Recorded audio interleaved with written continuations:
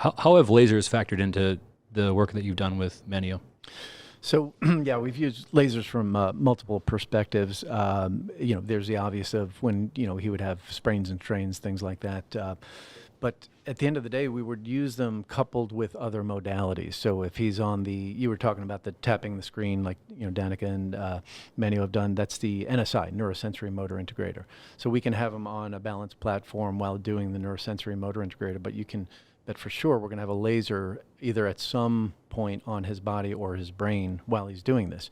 So it really depends on what we're looking to do from a clinical outcomes perspective, or what we're seeing neurologically with different eye movement exercises or different eye movement tests and things along those lines to determine where the laser placement will be. But we do a lot of brain-based laser, if you will, and then even gut function too. Looking at putting a laser on a gut is absolutely tremendous for, you hear about serotonin production and all of that, but also too balancing of microbiome, which is critically important for proper brain function. So we go much further beyond the sprains and strains, but it's also amazing to have, red, green, and violet lasers for the sprains and strains. We just did something, a little knot on his knee today, and put the green violet on there. And one of the new releases we were talking about, and he actually started feeling some things in that nodule, and it was just a little pocket of inflammation, and probably later it's going to be feeling a heck of a lot better. So from the quick fix stuff to the training between the ears, lasers have played a massive part. I know docs listening to this, we actually have a lot of doctors listening to this, and also a lot of patients that listen to this, by the way, which is pretty cool. If they're listening to this and let's say you're a chiropractor or a physician listening to this and how do I implement some of the things that you've done with Manio? Where would someone start with that? Because you're mentioning you do a lot of brain work, which I think would be intimidating to most providers, but you're talking about also knots on knees. So if I'm a chiropractor, oh, that's something that I could help, right. Or gut issues, that's something I could help. Yeah. How would a doc listening to this get sort of engaged in this type of work that you're doing? Well, shameless plug, come to my seminar on May 12th and 13th. I love it. I hope this airs before then. Yeah, we can make that happen. Erchonia sponsored event, but we're going to be talking for 12 hours about this stuff, and it's a free continuing ed seminar. So, if you're in and around the Southeast, just make it on out here. We'll be talking about a lot of brain stuff, but clearly working in some of the other things.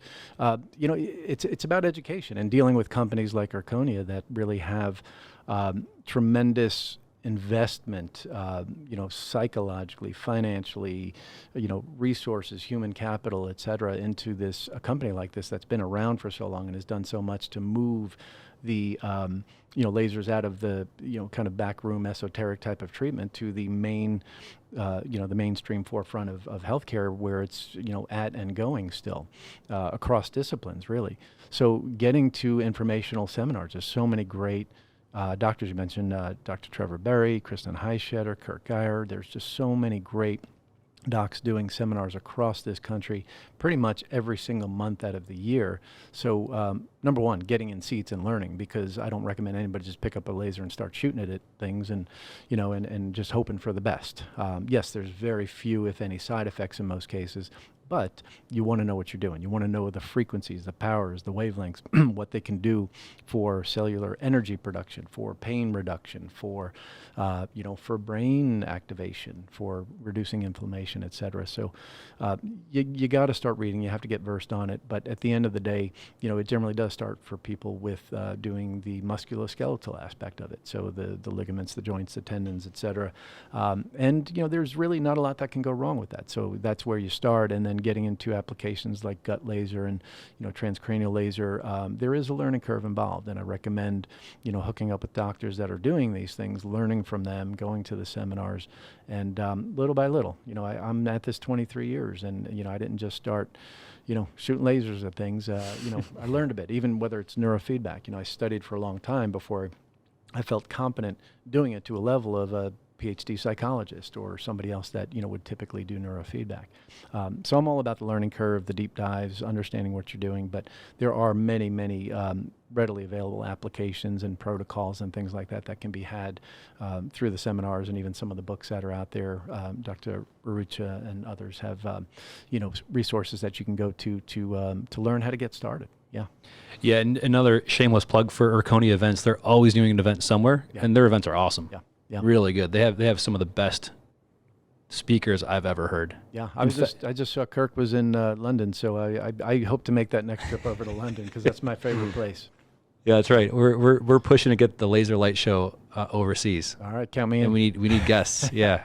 You want to do another one overseas? Let's do it. You know London. You've been there. London's a special place for me. We would love to go back. I love it. We would love to go back. Yeah.